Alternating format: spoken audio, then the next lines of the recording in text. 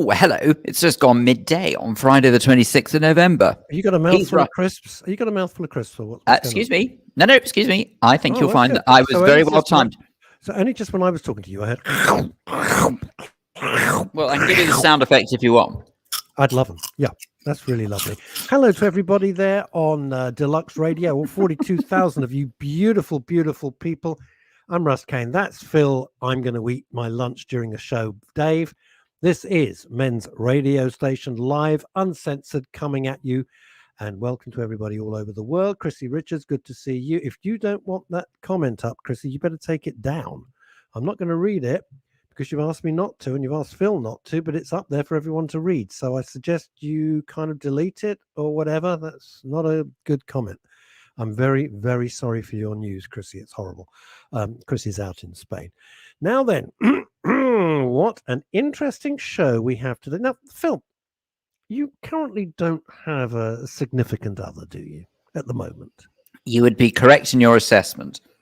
What I do find quite fascinating, though, is that people think that is a reason to feel sorry for somebody. No, we just feel sorry for you because of your jackets. No, I know, but I understand that completely. I ask for that.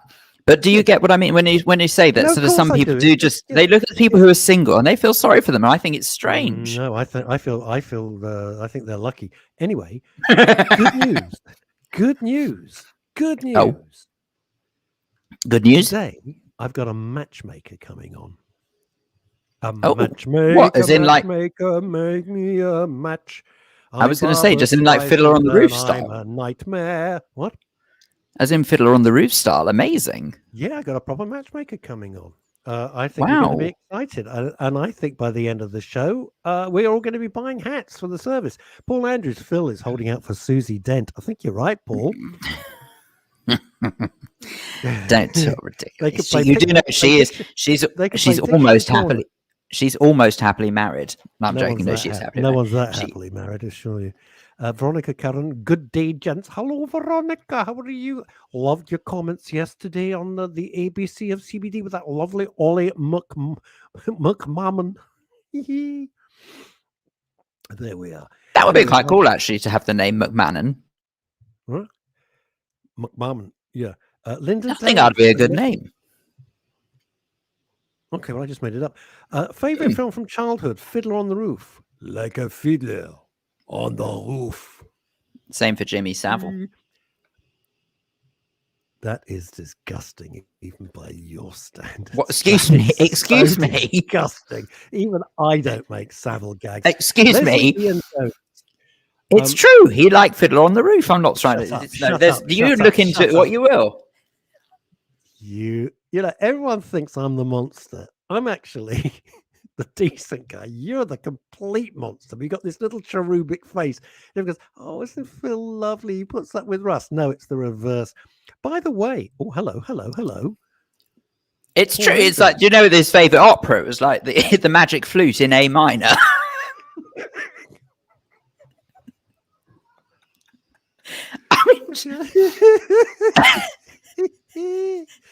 Paul Andrews, by the way, she's split from her husband. Thank God we're on Facebook. When she was really? Oh dear. Whoops. Now, who has said that? Maybe not Susie. Leslie and Jones, maybe not, but Carol Vorderman. You and Carol Vorderman, now that would be a duo. What a powerhouse that would be. And that's just Carol Vorderman. Well, quite. Wah, wah, wah, wah. Kimmy Lashmar. Hello from Windy.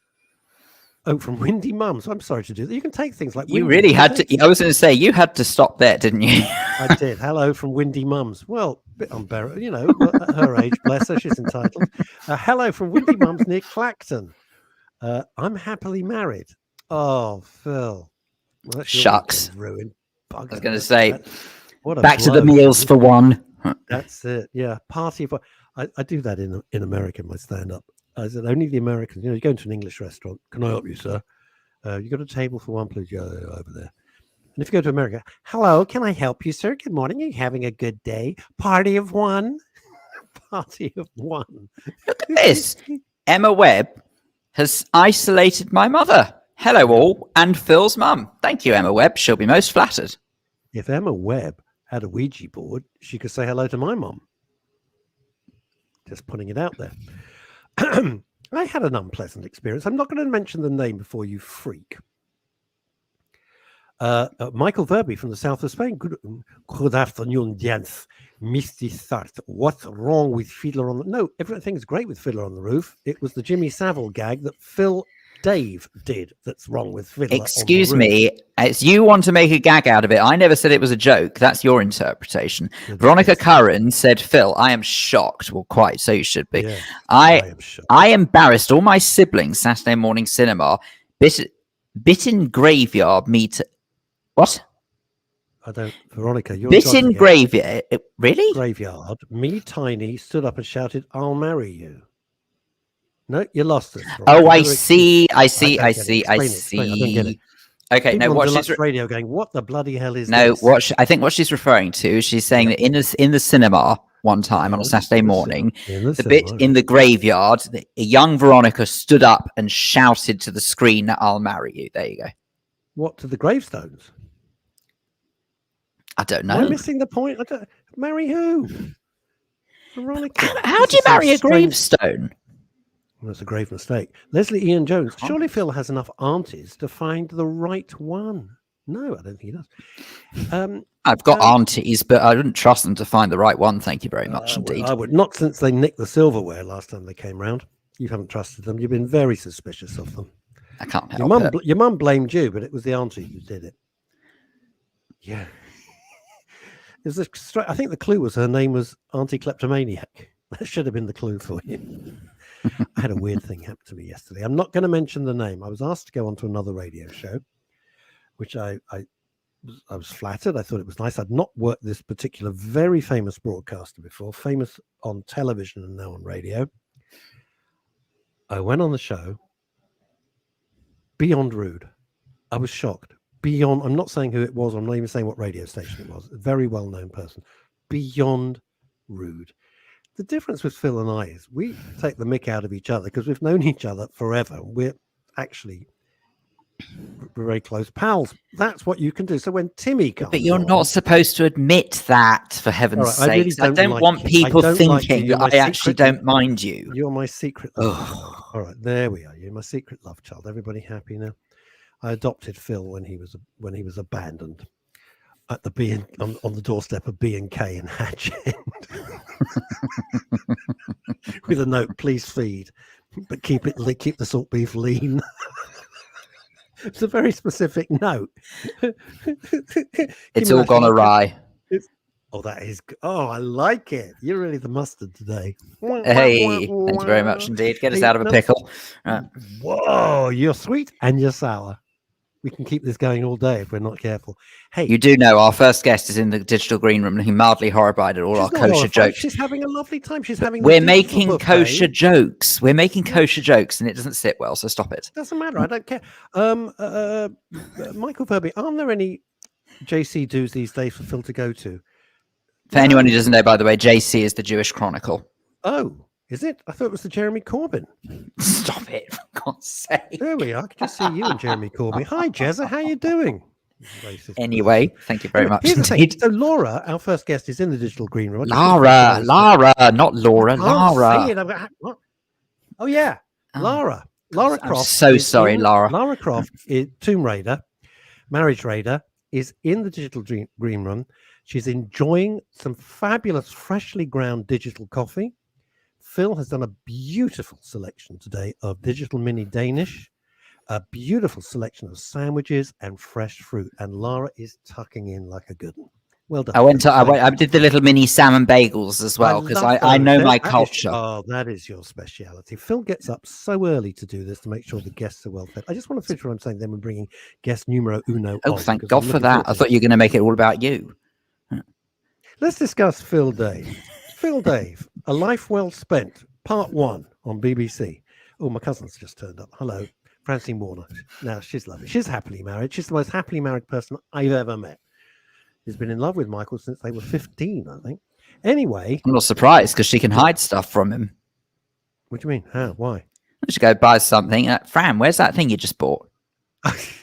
Because he can't see. Because he can't never find his glasses because they're always on the end of his nose. Right. So yesterday's show, I went on this other radio station, cut short my own show with Ollie Mammon, and Ollie was very understanding. I had to duck out like 10, 15 minutes early. Went on to this thing, and this guy was just so rude the whole time, but not funny rude, not like witty rude, just plain rude. I thought it was a TV act. No, he's a shit. There we are. Now, Lara, are you ready? It's complete shit. Let's welcome our fabulous first guest. And this is going to sort you out, Phil. By the end of this lovely conversation, it's going to be a whole new Phil Dave. Hello, Lara. Matchmaker, make me a match. Hello, everybody. Can you hear me okay? Lara Besbrode, we can hear you loud and clear. How the devil are you?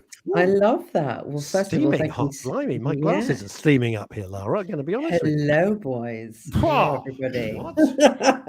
Never mind. See, I'm Phil. trying to work out whether I know this sounds terrible, but I can't remember if we've had Nat on the show before talking about her fertility stuff. Because if we have, I don't know whether or not Russ has made the connection or not. The fact that Nat is my younger sister. Yes, Natalie Besbrode, aka Natalie Silverman. Silverman. That's right. Okay. I don't know if. Anyway, I can't remember if we had her on the show. I know I've had her on other shows before, but you know. Well, you must have done because, of course, she's ex-Heart FM. Indeed. Never heard of it. Which is Phil, could you stop talking? I don't know what it is. Phil, you've got to stop talking because this woman's voice, it's like hot chocolate going over ice Oh, for cream. crying out loud. No, it is. Come on, listen. It's why they work in broadcasting. They've got nice voices, the family. Well, I haven't worked in. How do I look? Phil, how do I look? Do I look all right? Do I look okay? Okay. All right, I'm there. All right. Okay. You look absolutely great. Can you hear me? Yeah, Loud and clear, Lara. Yeah, we can hear you. Excellent. So, first of all, thank you for having me on your show. And I like the fact that you like my voice, even though I've never worked in broadcast. And I've only worked in here. I know. I'm emoting, Lara. I've been in PR. I've been in PR for like 30 years. It feels like a lifetime. But of surely course now not I'm 30, Lara. I know. It's hard to believe. 10. Very thank you. I love it. I'll have it all day. But hopefully we can talk about helping any of your amazing listeners who may be feeling very single because of course Phil Dave. They call this season the cuffing season, don't What they? season? The cuffing. Cuffing? C-U-F-F-I-N-G. So in the build-up to Christmas and over the Christmas period, it is known that people get a partner just for the festive season. And I say festive season because, of course, we've got Hanukkah, we've got Christmas. And then they bin them off. Yeah, come sort of the new year, because of course it's all new year, new me. So now they it's can't like find the batteries. That's why they can't find the batteries. maybe they can't find the batteries, and you know it's cuffing season. However, that may be great if you're really au fait with the whole dating scene, if you just know how to get it on. But most people find dating post-pandemic really, really difficult. I think, to be honest, I think a lot of people found dating pre-pandemic quite difficult as well. Pre-pandemic, really difficult. Whether you are same-sex or hetero or only date people in your religion and your culture and your colour and whatever. We've all been there. Phil's crazy about Catholics. He loves it. He loves the guilt. That's what they had in common. Well, I did that. I married out, didn't I? I married a German Catholic. Bye. See you around. I know. But you know, I'm now. Right, she's got it's gone. She's gone. I can't have it. Just stop being annoying, right? Sorry, Lara. I do apologise for my learned colleague. I deserve it. I totally deserve it. No, that's nonsense. No, I deserve it. I did. Lara, I married out. It was great. My partner for the last 17 years is Catholic. It's great. I don't have a problem with it. Well, you're doing good. Maybe it was the German level, and I'm really sorry to any German males that may be listening. Screw them. What have they ever done for us? Screw them, fuck them. Bombed the crap out of us twice. I said that word, but I didn't really say that word because that actually was German. It was a German word. So let's just move on. Anyway, so we'll thank move God on. We do apologise to our deluxe radio listeners. Yes. Again. I said a little bit of a blooper. Did you? So, Quite all right. Keep going. I did it for 17 years in Germany with a German Catholic who obviously wasn't the same tribe as me, and I lived to tell the tale. Got out, escaped. You got out the bunker. Children, got out the bunker, went to court, escaped. Got allowed back into the UK for my sins in 2014, and now rolling on, obviously, I'm no longer with the Catholic, and I'm now a matchmaker, and my job is to make everybody happy. Literally. So can I ask then, with that in mind, what I don't mean to be rude, but what makes you think? What makes you think? No. I don't want it to come across in the wrong way. I'm precursing it because I don't want it to sound offensive. But it's an important question. What gives you the ability to judge that other people will be happy with the people you set them up with? That's a very good question. Well, of course. Thanks. You see, he doesn't trust me. You know, the fact that I'm very, very good at it is why I've decided to make a career out of it. And then, of course, I did all of my certification. And it isn't just as simple as, oh, you suit you. There's a lot of background work, due diligence work, ID checks, checking. We interview we interview she, or we interview, if it's same sex, we interview both sides. We take a lot of time getting to know them. We ask, or in fact, I ask all of the questions that you would never, ever have the opportunity to ask when you meet somebody either across the table of a restaurant or on a date app. You've never met me and Phil before, have you? We have no filter. So we could sit opposite anybody and we don't give a shit. We just ask anything. Hang on. Out of interest, but sort of what kind of questions are we talking about here? Because this is actually sort of, I'm loving this. This is fascinating. So what kind of questions are we talking about that you wouldn't? We start off with the normal stuff. You know, the normal stuff is going to be things like, all about your lifestyle, your occupation, your health, whether you are vaccinated or not vaccinated. Oh, seriously? What does your father do? Stop, Lara, stop. Lara, stop. Boy, stop a second. Yes, You're bringing into this mix whether you're vaccinated or not. Is that one of your? If that's one of your filter questions? One of our filters. It is one of the questions that everybody who is going on a date asks. Who comes to us? Wow! And it's been going like this. Yeah, and of course, in general. And on all of the date apps, which you may or may not know, as you're obviously in a happy relationship. Well, you say happy. Let's not push it. Okay, well, so you know, in case you want to have. Can I just say I'm in a building society? It doesn't mean I'm happy. No, so right, and I don't think you'll find anybody suitable in a building society. So let me give you that one for free. So the reality is that on a date app, they've got a little symbol that you can click that says, "Yay, I'm vaccinated." So that really, oh my God, a layer of protection. Well, people have got a lot of social anxiety. You know, people have been locked up, especially us poor single folks. Of course, that's me. I'm on the market if anyone's interested. That's the only reason you came on, isn't it? To speak to hundreds of thousands of people and say, "Hey, I'm Lara and I'm available." In particular, men. I don't blame you. Yeah, absolutely. I've So done the same thing.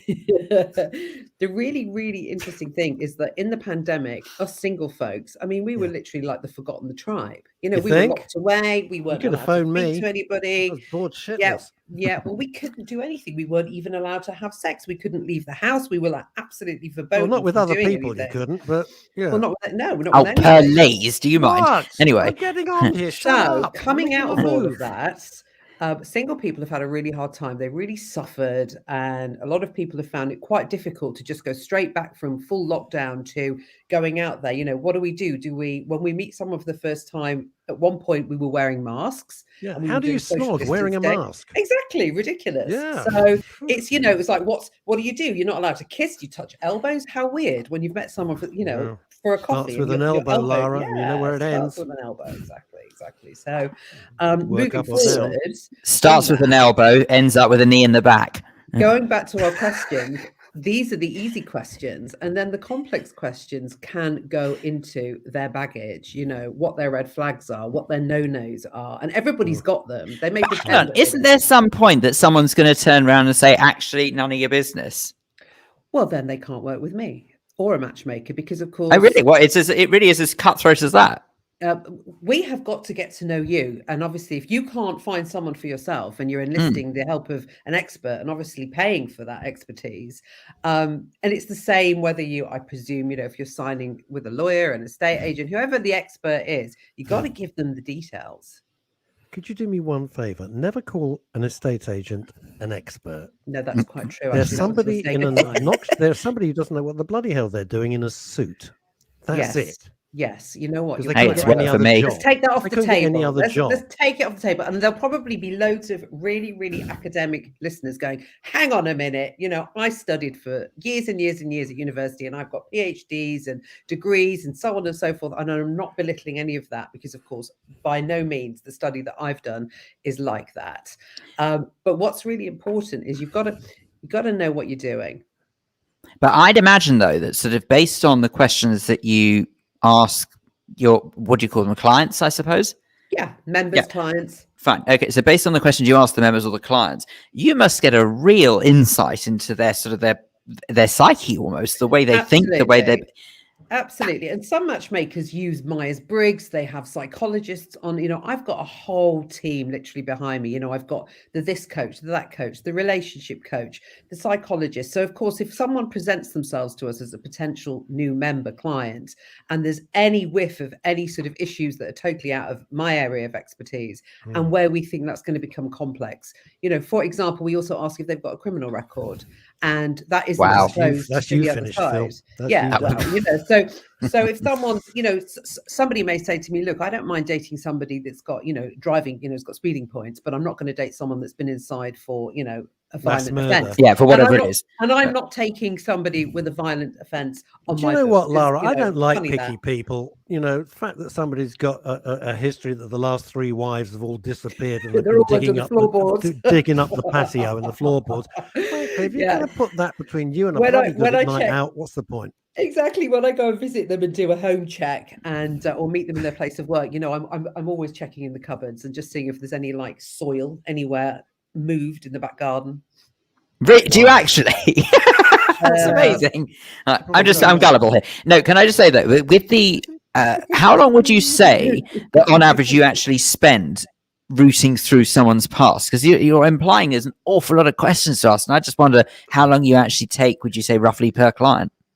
The profile interview, the ID interview, where we actually, even before that, we asked to see, well, we have to see their video, we video call them or meet them in person and see their ID, which will either be a driving license, passport, or both. So that's the ID check. And obviously that checks out their address is in the UK. They are who they say they are. That enables me to check them on Companies House or do a digital footprint check.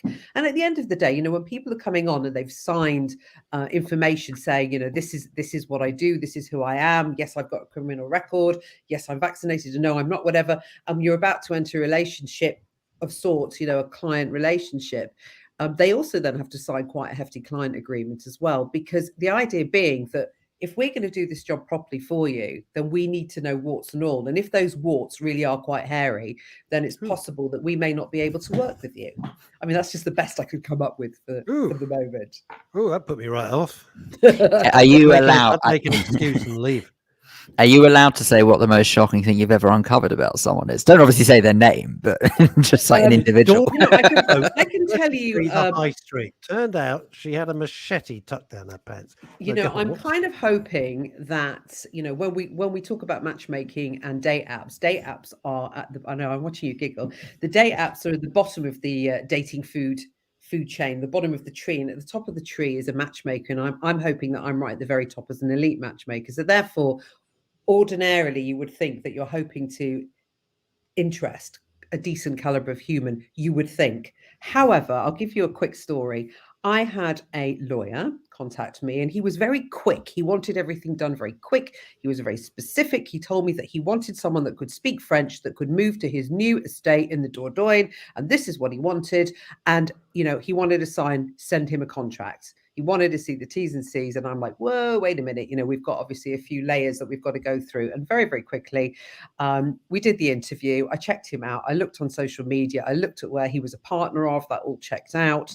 And he signed contracts. And then one day when I was trying to organize the profile interview, which is, as I've said to you, is where I go and do the actual profiling to create a profile on him, a woman answered the phone when I called and shouted something. And I was like, okay, weird.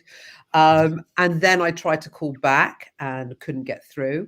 A few days later, said woman called me, but from a blocked number. And said woman was another lawyer in the law firm that he was a partner at. And she explained to me that he was in fact separated and had created a love child with his mistress. And these two females weren't in the story. The one that had rung me was in fact his current partner, and she and he lived together in a house.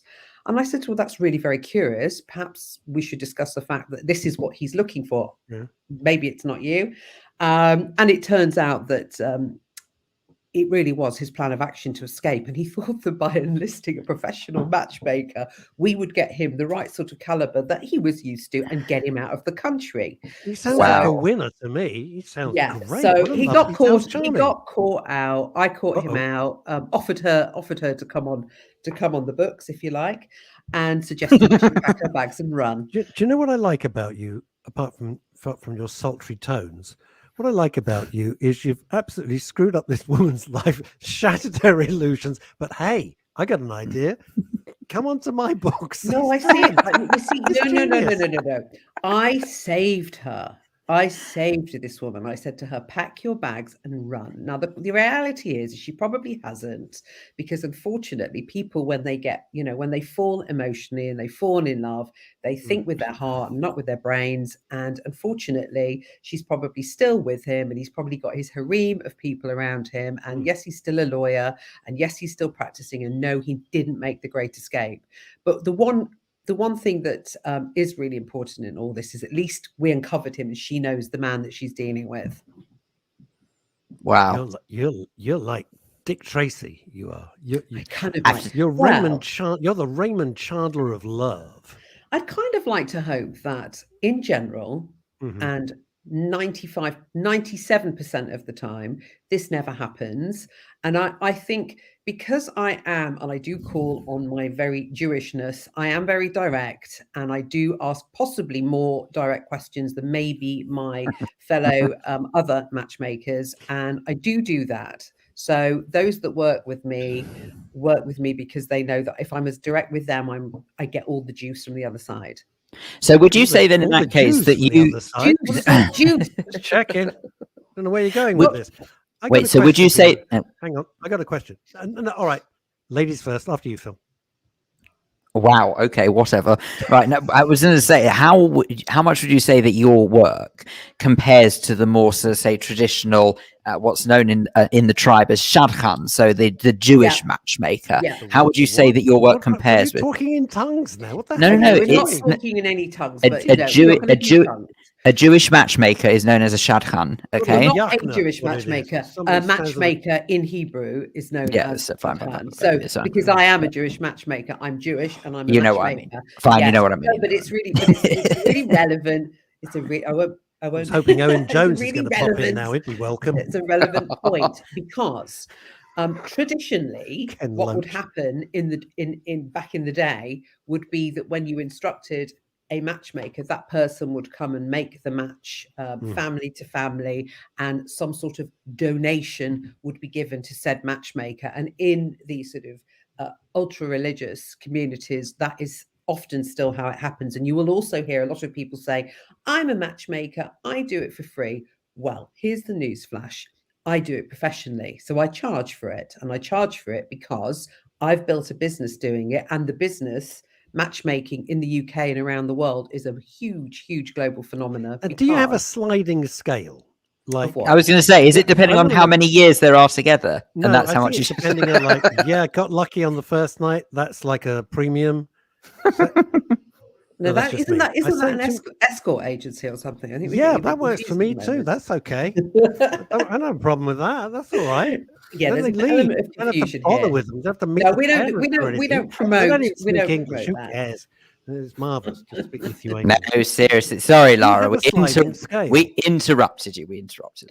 Absolutely not at all. It's interesting to be asked these kind of questions, especially from the male perspective, because this industry is a lot of women working in matchmaking, and also really interesting, most of the colleagues that I collaborate with are married women.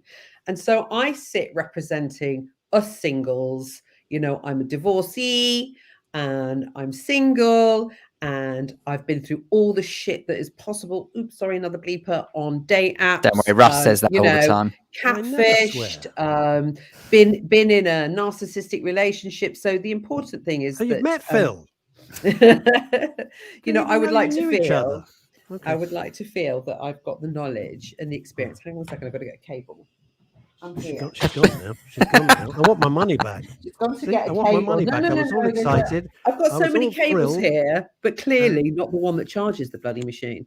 There we go. Hello. I'm juiced up again. I'm worrying now. It's all juicy. Somebody said, someone just popped up and said that they wanted a free kebab with every match. Yes, that was Sen Monroe. Yes, I think that's going to win. He wants a free. I think he's making a suggestion. Just buy him a tin of dog food for his dog. Free kebab with Sam. Who was that? God, that happened really quickly. What was his name? Sen Monroe. Sen.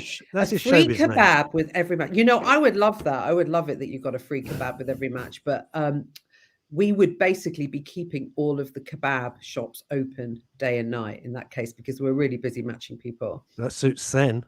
It does. But family business worked out then perfectly for him. Well, listen, if he wants to send us cost? I'm gonna cut to the chase, and then bring on one of London's most suave, sophisticated, and svelte women.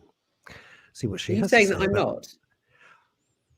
I'm spreading it a bit thin today, Lara. I'll be honest with you. That was almost. I'm like, I come from a gambling family, and I like to make the odds in my favour. Let's not kid ourselves. I'm sport for choice. Now, tell me something, Lara. What does this cost? Seriously. It costs a decent amount. It really does. I get that. I would expect that. But are you?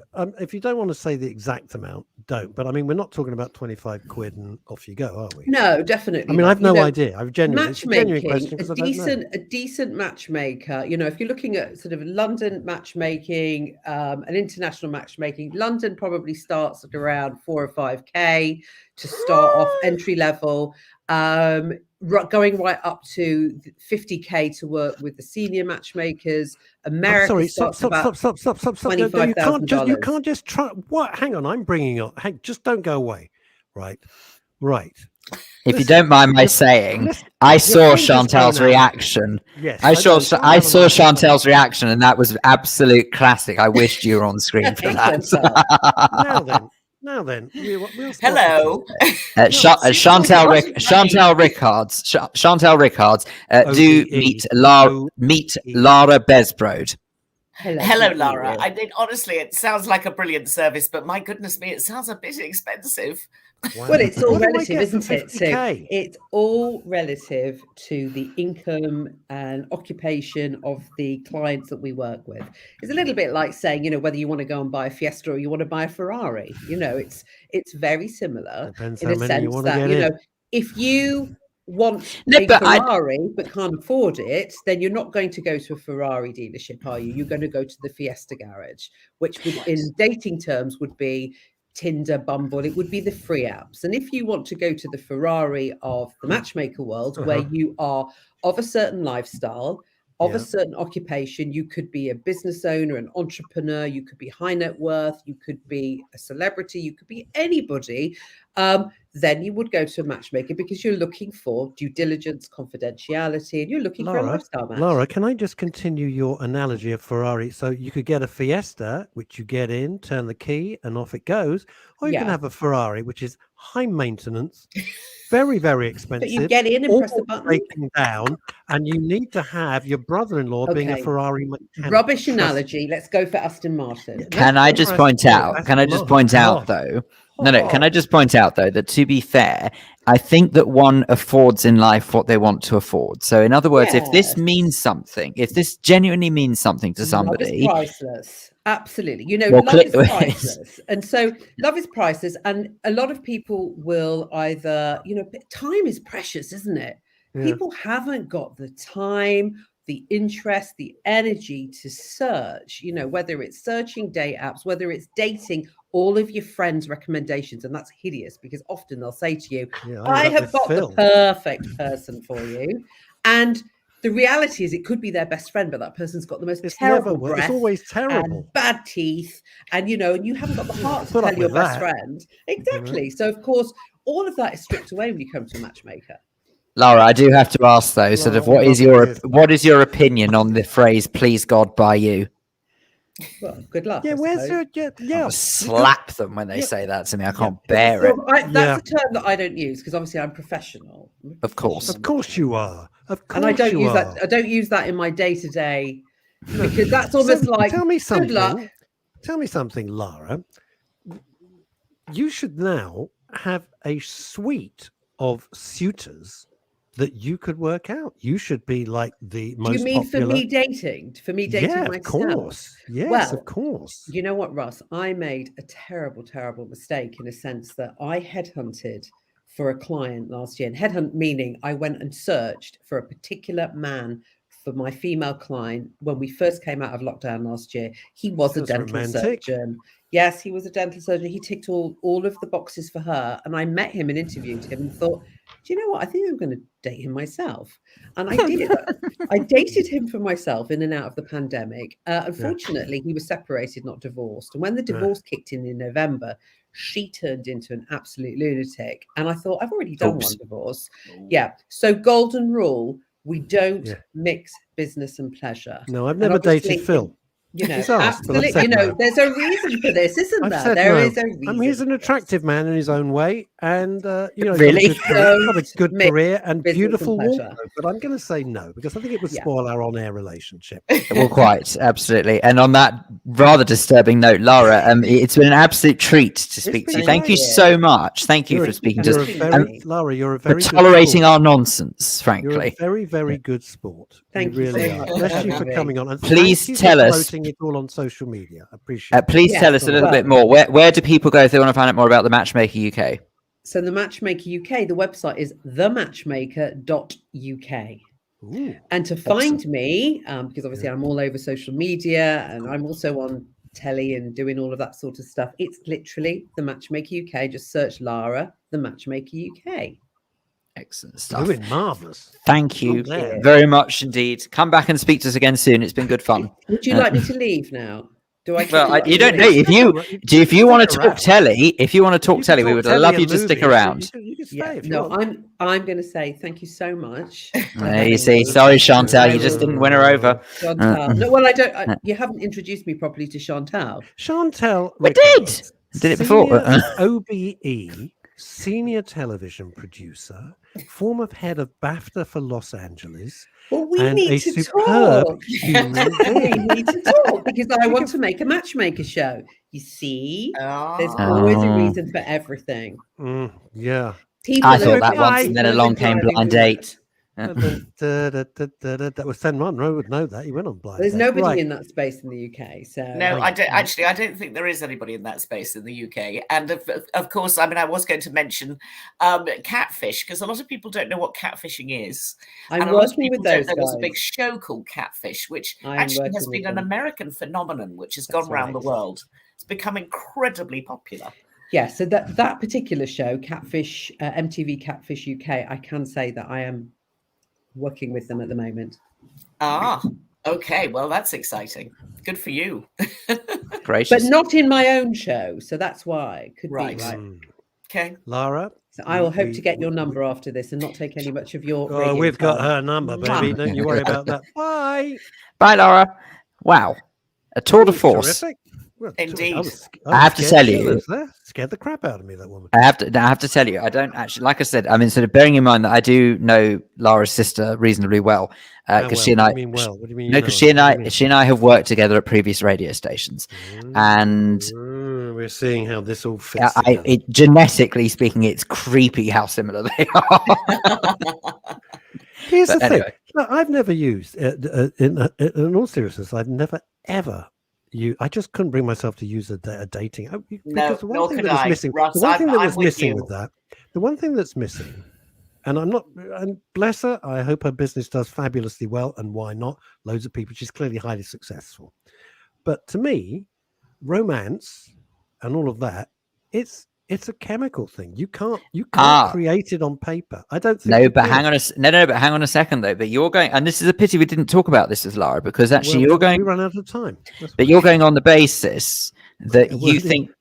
No, but you're going on the basis that she works in the same way that, say, some of those dating apps do, which is where it's purely on looks, and it's absolutely not. The way that her business works is getting to the nitty gritty I of get that. the mindset of people Doesn't actually matter. putting people in touch with common interests so that you have some sort of common ground to start Doesn't with. matter. It doesn't matter. It doesn't, Phil. It's irrelevant. It's irrelevant. You can sit down and on paper it all looks great. And if the chemistry isn't there in the first 15 seconds, you're wasting your time. It's never going to happen. Agree. You're wasting your time. Should have asked her success rate. No, her success rate is absolutely fine if you want it to be like a deal.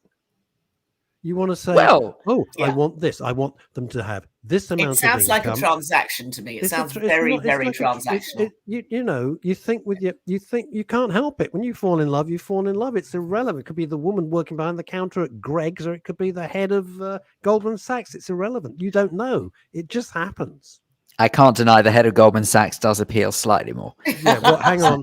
Free pastries from Greg's? Come on. I mean, maybe the occasional vegan sausage roll doesn't go. There you go. There you go. Right. No. Anyway, Chantal, for heaven's sakes, rescue this output. What have you got for us? No, well, actually, I was going to say, if you haven't ever seen the Will Smith film, which is about dating, and I cannot remember its name, but it's really good fun.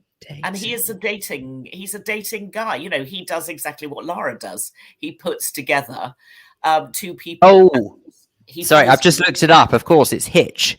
Hitch, exactly. It's brilliant. It's a really good, fun movie, Hitch. And he, I will always watch a Will Smith movie because he's such a good actor. And it's just really worth the 2 hours that you would have to spend watching it. I don't know what it's on because I wasn't thinking about it until just now. But if you can find it, do, because it's a great, silly, fun rom-com. Talking of 2 hours that you owe me, Chantal Rickards. Yes. Good or bad? Did you not get my email? I watched Red Notice. Yeah, which is 2 hours of silly fun. You didn't like it? Well, Ryan Reynolds is so watchable. I love Dwayne Johnson. He's great. Yeah. And who doesn't want to look at Wonder Woman for a couple of hours? Gal Gadot. But geez, I think the script, it must have taken 12 minutes to write. I mean, it was just rubbish. It looked great. But hang on a second. Hang on. I want to dispute this, though. No, I want to dispute this because some of the most successful productions ever have been, quote, rubbish. Look at the success of something like Mamma Mia as an example. Okay. Absolutely no storyline to that whatsoever. Okay, yes, it's got the backing of ABBA music, which has probably helped its success. Kind of helps a bit. Come on. Some of the most successful things in the history have been rubbish, technically speaking. Yeah, sure. Okay. Yeah. Lawrence of Arabia must have taken 3 minutes to write. The Seventh Seal, Igmar Bergman. Right. I think you're being way too harsh. I think it was. No, I got to tell you, it was. I put my brain in neutral, and I was laughing at the Ryan Reynolds was just in top form, but that's exactly what I told you would happen. There you go. You were right. So you didn't completely waste 2 hours. You had 2 hours of fun, and that's a lot. 2 hours of fun. I did, but I kept seeing the plot. I can't help it. I kept seeing plot holes going, why are they... Then I thought, oh, shut up, Russell. It really doesn't matter. It's a cartoon. Forget it. Exactly. Don't worry about it. You need to switch off the inner monologue for 120 minutes and stop asking. You know how easy I can do that, Chantal. Don't mind. He's just being contrary for the hell of it. Right. I know. I'm not. And I stand by Red Notice. If you want something that's predictably silly, big blockbuster with 2 really good fun actors, watch it. Excellent. And if you're going to be snooty, then like Russ Kane, then don't watch it. I'm not. I was not. Going home now. You are home. Anyway. Oh, right. Okay, fine. After this is gone. Right. Do you know, I have to tell you, I've rediscovered. Oh, for God's sake, he's come between us. Thank you very much. I have to tell you that I have recently rediscovered that on the iPlayer, they have uploaded all episodes of Victoria Wood's Dinner Ladies, which I think we mentioned before, but they've also uploaded all episodes of Keeping Up Appearances. And I'm sure this comes as a massive shock, but I love that. Oh, bless you. You are Hyacinth Bouquet. They're both classics, and they're written incredibly well. And we've been so lucky with programs like that in the UK because we have them by the pound, and they don't in most other countries, I can tell you.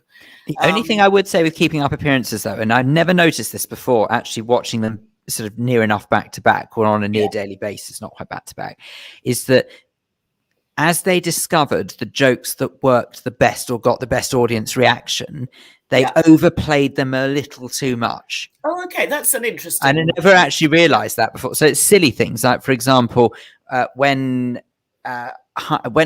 for example, Onslow, who is the brother-in-law, the really sort of slobbish brother-in-law of Hyacinth Bouquet, he would have this sort of great relationship with his sister-in-law Rose, who of course is Hyacinth's sister as well, and just basically the two of them forever squabbling, but having catchphrases that they would say to each other, such as "bog off," for example. And of course, when it got an audience reaction, they kept using it again and again and again. And I hadn't realized that until the later episodes where they were playing a little bit on the past. Okay, so it's really silly details like that. Is that where "bog off" came from? Is that why we all started saying "bog off"? I don't know if that's necessarily where it came from per se. I mean, I know that the origins of, isn't it, buy one get one free? Isn't that where? Yeah, bog off is buy one get one free. That's not bog off in the way that it's being. Oh, in the insult. In the I see. Yeah. I suppose. I don't know. Never thought of it. Look up the epidemiology. I'll look it up. What else?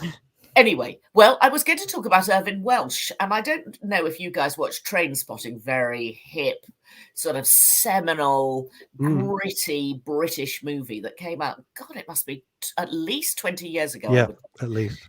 Irvine Welsh was the writer, has never written for television before, and has suddenly written his first crime procedural drama, interestingly called Crime. Who would have thunk it?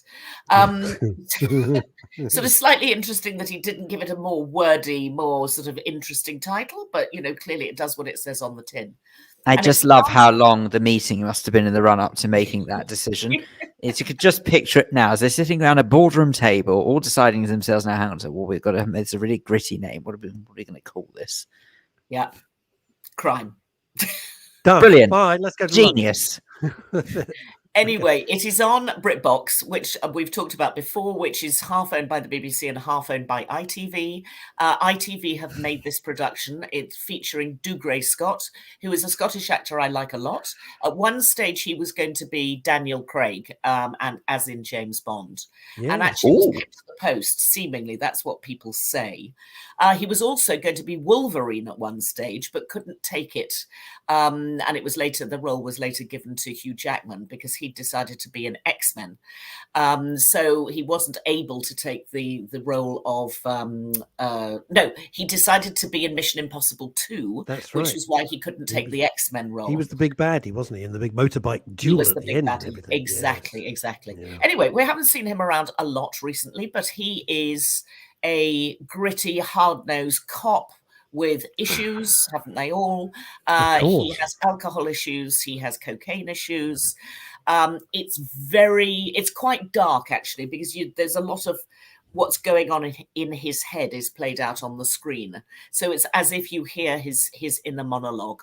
So the procedural is interesting. You get a dead girl at the beginning and a couple of dead French people, and nobody knows quite why.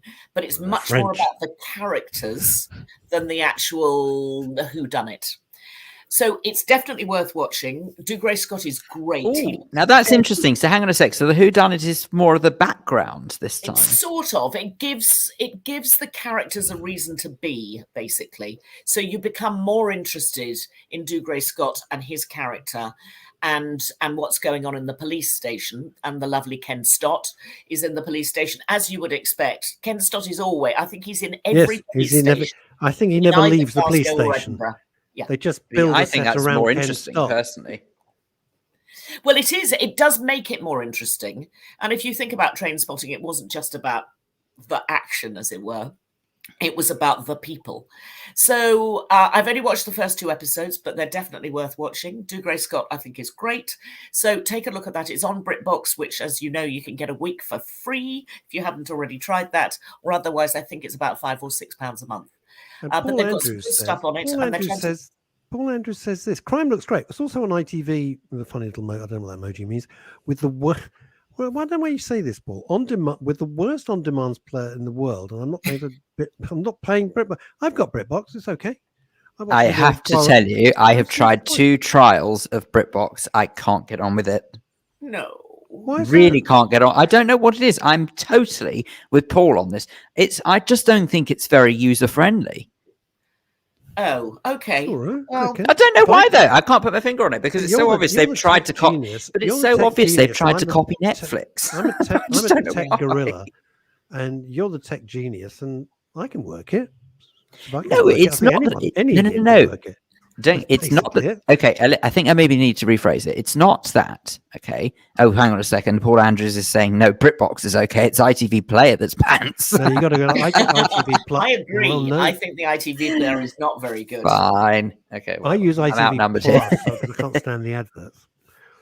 I got a question for you. Can I ask you a serious question? Okay, you might not get a serious answer, but you can ask the question. Because you're the expert in this. Okay. And I've noticed it recently that I watch a lot of documentaries and stuff, but I watch it all on YouTube.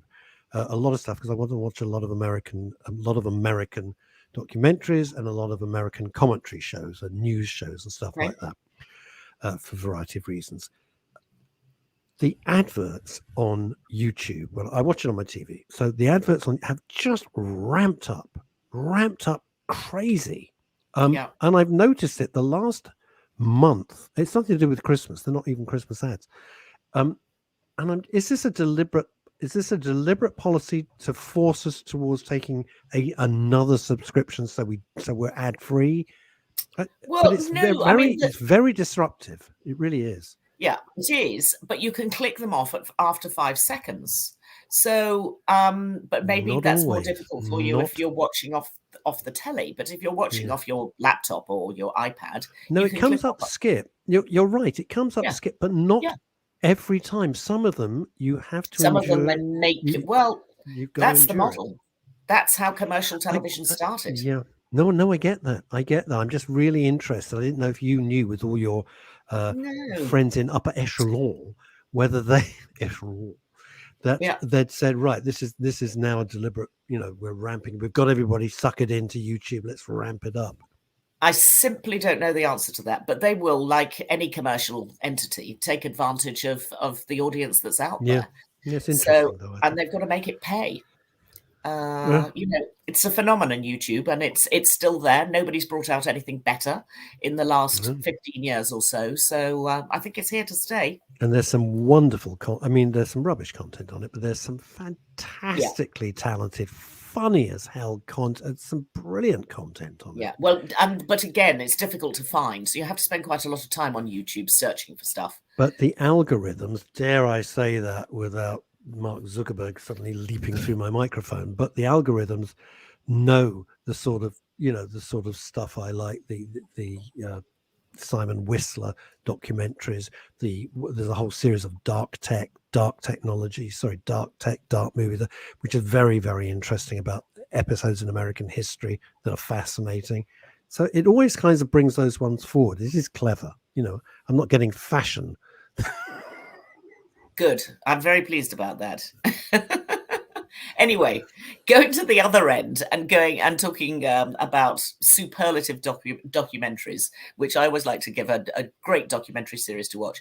But this is very much, it's acquired viewing. Now, I think, as I've probably said in the past, I went to my first postmortem when I was 11 years old. I went to my second postmortem when I was 14 years old. So I'm a strange individual. But the BBC Two have done the second series of something called Surgeons on the Edge of Life. And it comes from Addenbrooke's and the hospital, Papworth, Royal Papworth, which are adjacent hospitals just outside Cambridge, where they take 2 operations in each program, and you meet the surgeons, you meet the people themselves. It's done without drama. It's not alarmist. There's masses of pathos, but nothing. You're not force-fed feelings. And sometimes in documentaries, you're force-fed feelings, which I don't think is fair. This just shows you the unbelievable expertise of people we happen to have in the NHS, and how lucky are we. Yeah. The brilliant stories about actually the operation itself, the science behind it.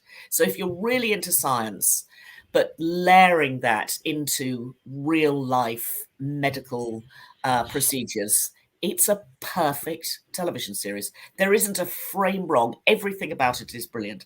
There's the lovely sort of voiceover from Sean Dooley, who, when you recognize his voice, you just know that it's the same guy who does a lot of those. Thank God it's not Stacey Dooley. Not Stacey.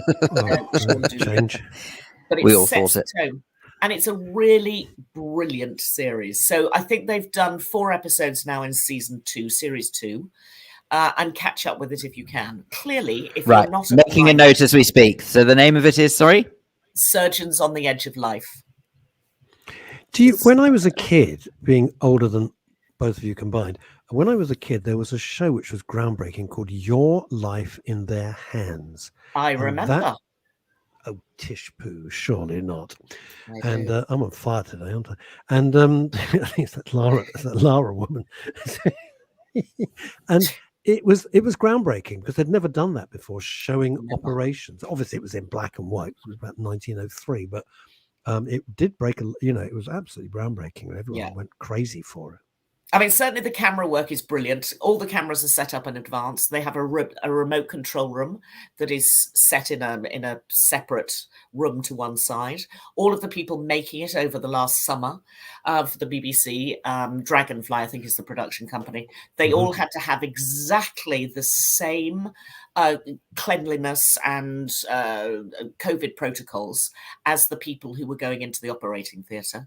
So they were in their own remote studio controlling the cameras and could zoom in and pull out and, itemize different microphones. I mean, it's a really well made program. Anyway, which is absolutely noted. Surgeons at the Edge of Life. Love it. Yeah.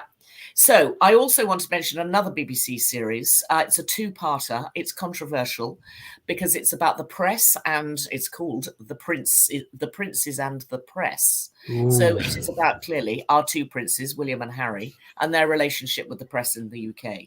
And actually, they've got really interesting access to the press in terms of what they are saying about how royal stories are put together. And you really feel as though you're learning something new. You find things that are quite unexpected. You find there are interviews with journalists who actually regret quite a lot of the things that they've done in the past and talk about them openly, which, again, you don't normally see. They only regret it once they've got caught, normally. Well, possibly. Nicely said, Phil. Nicely. Well, sorry, it's true. It's not beat about the bush here. They normally regret stuff that they're being lambasted for. Yeah. But I think there is one particular interview with a guy who's a retired journalist. So, he's got no axe to grind now, and he's probably looking back on his career and thinking, well, I made some mistakes along the way that don't sit well with me now in later life. So you come out, actually, you don't come out on either side. You don't come out thinking, woe, I feel really sorry for the princes. And you don't come out on the other side of thinking, I really hate the journalists. It's rather clever how it takes a middle line, and you go, well, there's probably a little bit of manipulation on both sides here. Which some might say, if it takes a middle line, is quite unusual for the BBC. And on that note, Chantal Rickards, thank you so much indeed. It really has been a pleasure as always. Have you got one quick fire? I think we've got time for one quick fire suggestion, if you've got. The Tower on ITV, it's finished, it's over. It was a 4-parter crime drama with a very good actor, Jimmy Akimbola, who I know well, who's brilliant. It's worth watching. It's another police procedural, but it's about dirty police, really, as opposed to police at their finest. So excellent, that's pretty good. I would go for that. Splendid. Okay. Thank you Chantal, so much, as always. Thanks. Always appreciated. And we'll see you next week, hopefully. Yeah, God willing. Absolutely. If we're still here. Spare my life and all that. Bye. There we go. Fantastic stuff. Thank you very much indeed to Chantal. I can't believe how the knowledge that Chantal has, and she's prepared to share it with us. That's what I find so exciting. It is great. We are not worthy. But anyway. No, we're kind of worthy. Hi, Asa. That's from New York State. We always love to say hello to New York State. We can't say hello to the other person. Paul Andrews, quite rightly. Beatles on Disney Plus. That's the only thing he'll be watching this weekend. There you go. Don't blame. It's going to be fantastic. Excellent stuff. Yes, that's great. Thank you, everybody, for all your wonderful comments. As per usual, as Phil and I always say, it's your show. You make the show. We're just... And it's almost like we mean it. Oh, you ruin everything. I'm going to spend 50 grand with Lara and get you sorted. Speaking of which, thank you very much indeed to the founder of the Matchmaker UK, Lara Besbrode, as well, for being such a good sport and speaking to us today. It's much appreciated. She was great fun, wasn't she? Absolutely. She was great fun. Kimmy summarizes it beautifully. She says, the hour goes so quickly. Indeed, it does. Should we do it all over again on Monday at midday? Why not? Bye. Bye.